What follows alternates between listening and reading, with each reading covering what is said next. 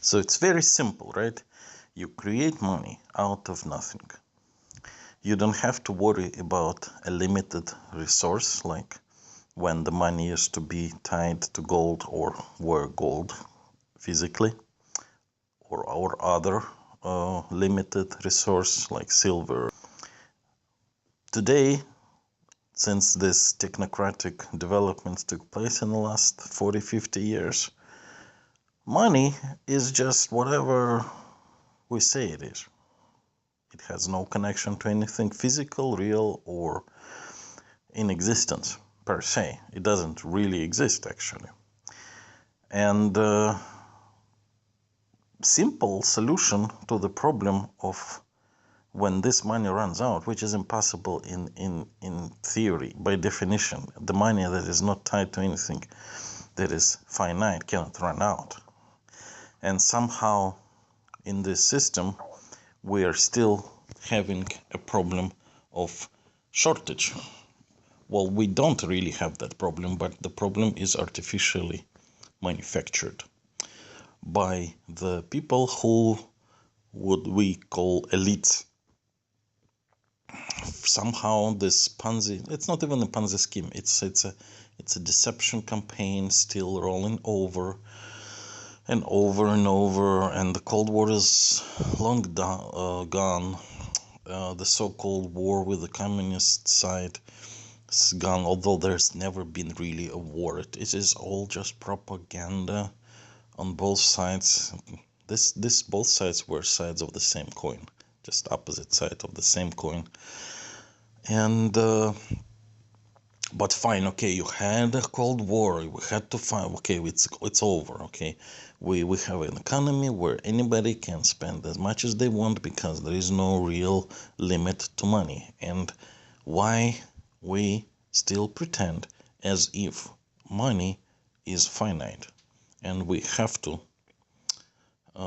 make people work for it, while the selected elites can simply create and have unlimited access to money.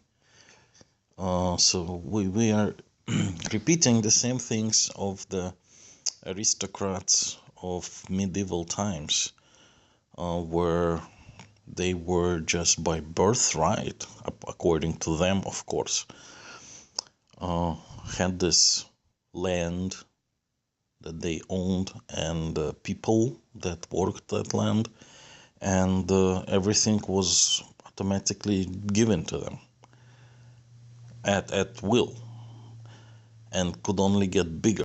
Well, now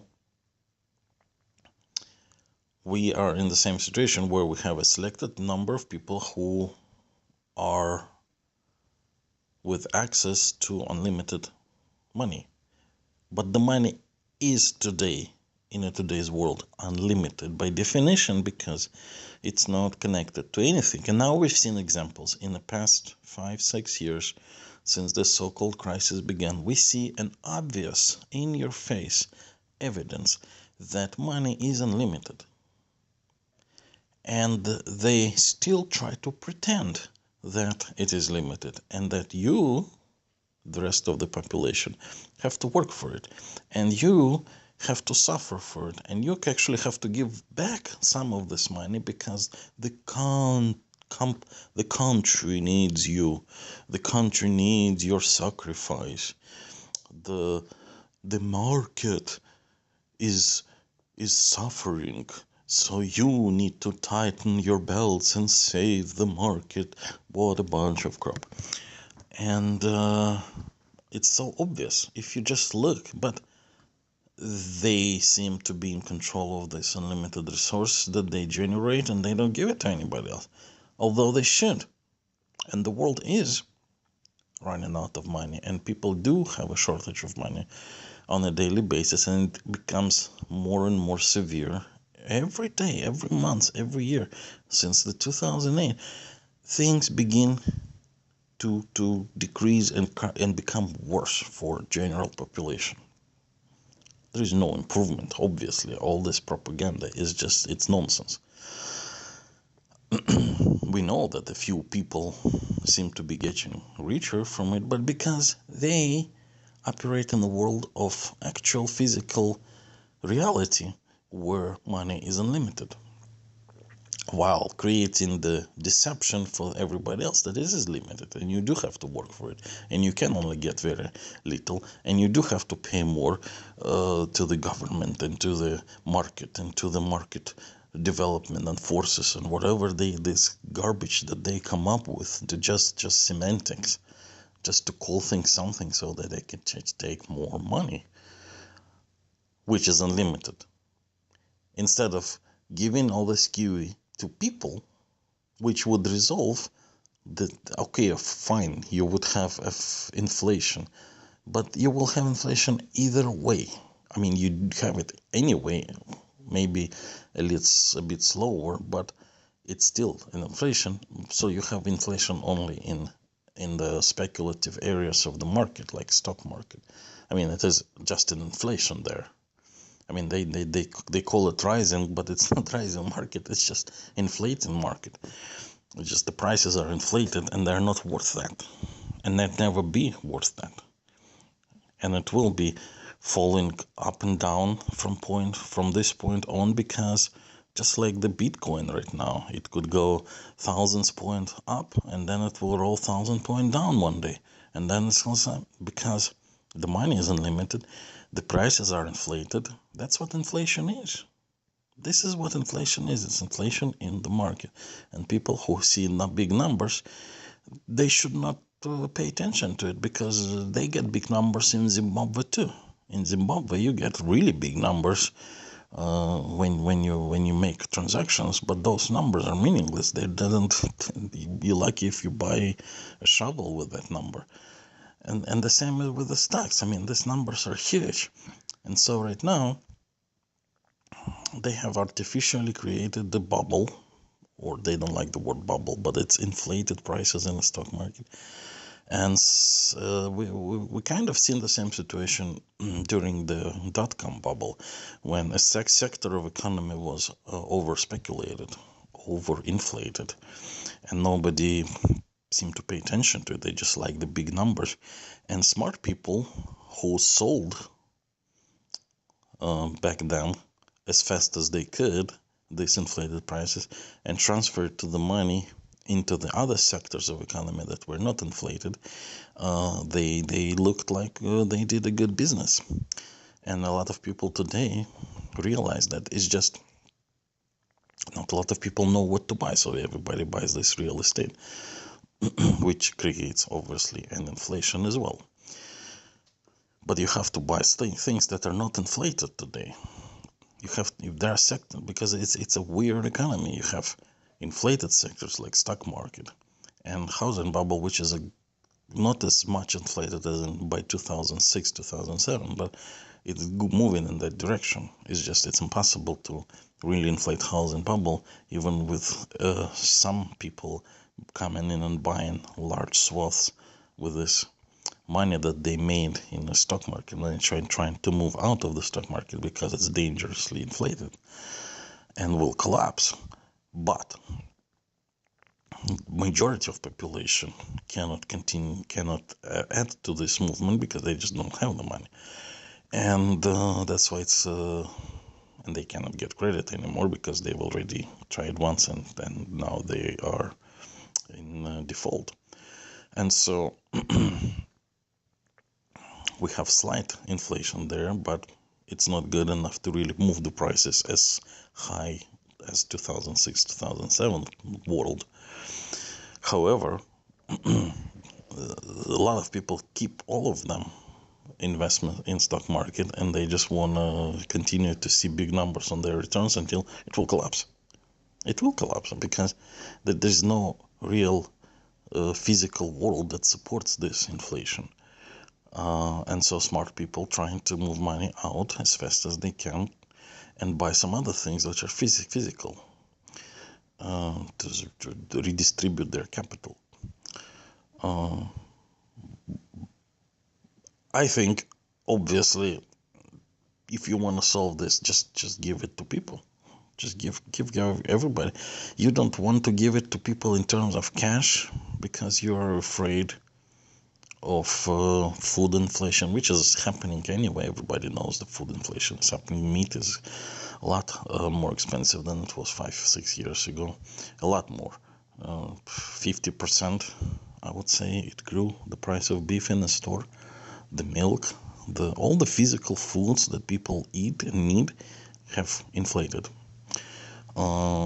It might have been inflating higher if they give money directly to the people, but then a lot of people have debt, like student debt, like some other form of credit card debt. You can pay off that. You can pay off student, like free money that people have in order to pay, and the economy will be better immediately. You will not have to have this twisted, bent over backwards attempts to fix the economy, which doesn't fix it anyway, just creates a bubble. Smart people actually move money out and create a bubble in other sectors of the economy, like in the housing bubble. They move money out of stocks, put it in, because they're afraid they will lose all of this money in stocks anyway, because it's not reflecting the reality of the physical economic activity out there. It's just inflation by speculation. And I can see only one thing: help the people. This is your country, man. I mean, if they care. Maybe they don't. Just pay everybody student debt, because everybody has it, and you will have better access to education, and then you will have more people with education, and you will have better economy for longer term planning. But we need to end this bending back over backwards to try to scratch our left ear with our right arm, or vice versa. Weird economic stuff, because it has no reality whatsoever. It doesn't help anybody except a few people who appear to be elect aristocrats, quotes, and to people. And then people will just get angrier when they see this, and moving forward, it may cause a very upset population, and then who knows what else can it cause. The world has increased population 6 times in the case of 60 years, from 1 billion to 7 billion. And that, in my view, caused the world to run out of money. Now, temporarily, this was not visible to even financial technocratic elites in the West, who controlled the money flow and money production, money values, what's important, because the financialization of market has provided such a huge growth in speculative values that these values were used as a capitalization for the banking industry, and the governments of the major Western economies, like the economies that generate their own money, like euros and dollars and yen in Japan. And so the speculative values have been used as a sort of artificial income, and think about it, that the money is really unlimited, because it's not tied to any kind of physical finite resource of any kind. And on top of it, we had this growth of values by speculation, and then they started using those values as a real money, because they didn't have enough anymore of the actual money that they were creating, even though in theory this money is unlimited, because it's just paper and it's not tied to anything physical. They tried to have the deception on themselves, It's like literally we have created systems, and then once people create the system, which is totally artificial human creations out of the money and the economy as we made it to look like and to work, does not exist in nature outside of human society, and that means outside of human mind, and that means outside of human imagination. So we imagined this thing, money. We took the value of money completely away from anything physical. We left it totally virtually in existence. It's just in our minds. It's not connected to anything physical outside of our minds, of our imagination. And now we have even speculated those values so high that we started using those values as a real money. And then what happened in 2007 and then going into 2008, there was a domino effect where the speculation values began to collapse, as you always have in this type of artificially inflated bubble, if you like. And then what happened, that they ran out of capability to cover their expenses and cover their credit creation and cover their financial operations by these inflated values. The values were no longer there, and the real money were long gone. They were not there. Again, my thinking is because of the population growth, the money just being dispersed among too many people that wasn't really planned for this type of so they pretended that this is an economy of shortage, even though the money were, but then the population growth so fast and so high that the money got dispersed among all these new people too quickly, and they pretended that it's not happening because of the speculative values. They really thought this was good enough to keep going forever, and then that didn't happen. And so they started creating more and more and more and more and more money and tried to limit it to the artificial, virtual things like a stock market. And they don't care that it's not connected to anything real. Obviously, the stock market doesn't reflect the actual physical economy at all right now, because it's just inflated prices. It's just inflation in the stock market. That's all there is to it. I mean, it's not worth those money, but people can take those money and use them somewhere else. Whereas there is less inflation, like some smart people, like I was saying earlier, did with during the stock inflation during the dot-com bubble. The underlying fundamental problem for the globe, that in the environment, even if it's artificial, of shortage of money, when you have such an increase of population and demand on this money, and for those majority of people, money is limited as if it was gold, because they can get more just because they can create it on their computers, like a few of our elites are doing, the financial technocratic elites, so to speak. For the people, things get progressively worse because they don't have access to this wealth, or even if it's virtual wealth, and even if it's completely speculative wealth and temporary, but they cannot play around with it. And their incomes are getting smaller and smaller all the time, while their ability to tap into this speculative virtual wealth is limited too, because many of them already cannot borrow anymore. And this squeezing is happening little by little every year, and it becomes progressively worse.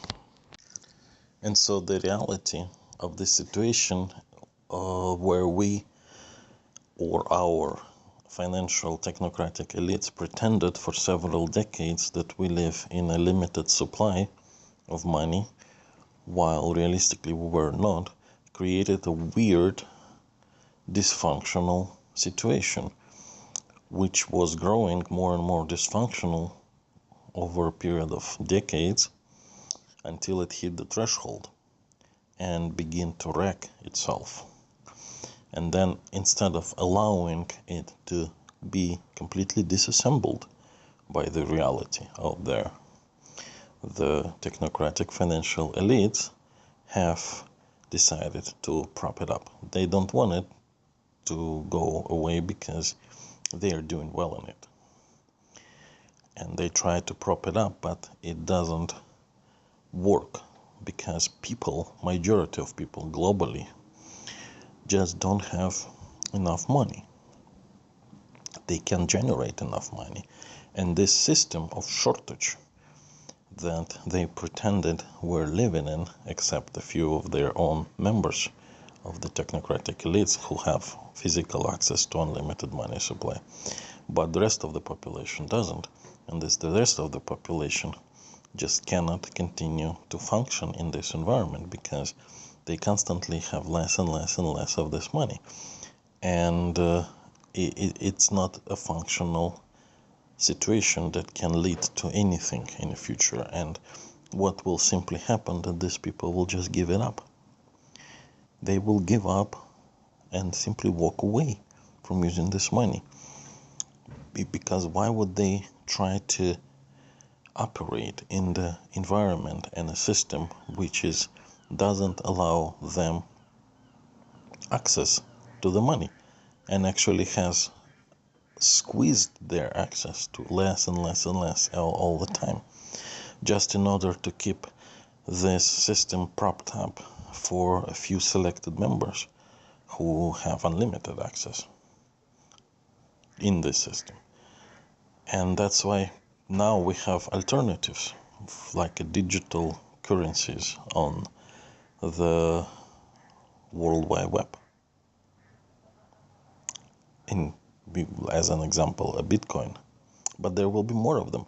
And people will start using those because they will have more ways to get the wealth in those systems of financial reality, or you can say it's a virtual reality, but it doesn't matter. They will just select it because they can do more and have access to more in those systems than in this one, and they will walk away. And the system, obviously, without the money, cannot function. And actually, this system of shortage relies on financial operation among these huge numbers of population in order to be sustained. But since 2008, obviously, it's completely dysfunctional. There are less and less people have access to money, less and less people can do things in the world. Their financial situation constantly squeezed more and more and more. They're only more and more and more in debt, and less and less and less physical access to money, which to them, in their reality, is limited. But they can see that there are a few selected people who have unlimited access. It makes them angry and frustrated and upset. And as soon as there is going to be a threshold of enough people to selecting to go with other financial systems which are now available, the system will cease to exist on its own, no matter how you prop it up. As in the ancient Roman republics history, when population was dissatisfied with their elites, land-owning elites, and how they distributed the so-called election power among themselves and made it only a virtual election for the rest of the population who did physically vote, but their vote was completely trumped up by the patrician vote, the aristocrats of the Roman Republic. The people walked out. They simply left the city, and then the patricians were forced to change their ways, or at least a promise of change, in order for people to come back. And when people came back and they realized that they just promised to them, but they're not planning to make good on it, they walked out again. And this time, the patricians had to change the system because otherwise they just wouldn't have a population to run. We are in the same situation, just on a slightly different scenario in a global scale, and but the bottom line is identical situation. People always walk out of the dysfunctional systems or state or civilizations and start new ones where they can actually do things, where they don't have to wait all their lives in order to be saved by some an invisible person in the sky, where they can actually make life themselves. And they will have those systems which are already available, and they will change and go there, and they will leave all this technocratic people to fend for themselves, just like the patricians in the Roman Republic were forced, but they didn't want to do it because they couldn't fetch for themselves. They didn't know how to mop, they didn't know how to build, they didn't know how to make food, they didn't know how to grow food, they didn't know anything. The complete dysfunctional nature of the system actually demonstrated in the fact that nothing has changed since the 2007-2008 crisis, which the government and elites promised that the reforms will be put in place, that things will be fixed, it will never repeat itself. But what we have seen in the past 5 to 6 years, that nothing has changed, and the promise was made but not delivered upon, just like in the Roman Republic. We threatened to walk out, they promised something, didn't deliver on it, and now people will just begin walking out on their own without listening to any of this garbage that they're going to put out in a world of semantic out there. It actually demonstrates that they are completely disattached from reality and completely lazy, because it's like a Hollywood sequel, they make a movie, it's not very successful, it's not very popular, but the advertising campaign was widespread, and the thinking is, well, why try hard, why think? People will go see a sequel because they've remembered something about the previous one, and we will make some money. Maybe we will not make as much as the first one, but we will still make money. So let's just do it, why think? And we can think about something next time, maybe. In the meantime, it's just gonna make money anyway, so why even worry to think about anything else? So that's basically where we are. We're in a sequel of the economic crisis, where they make less speculative values a little bit than before, but they still make some. And why worry about anything else? I mean, just sitting around making money and doing nothing. Why not?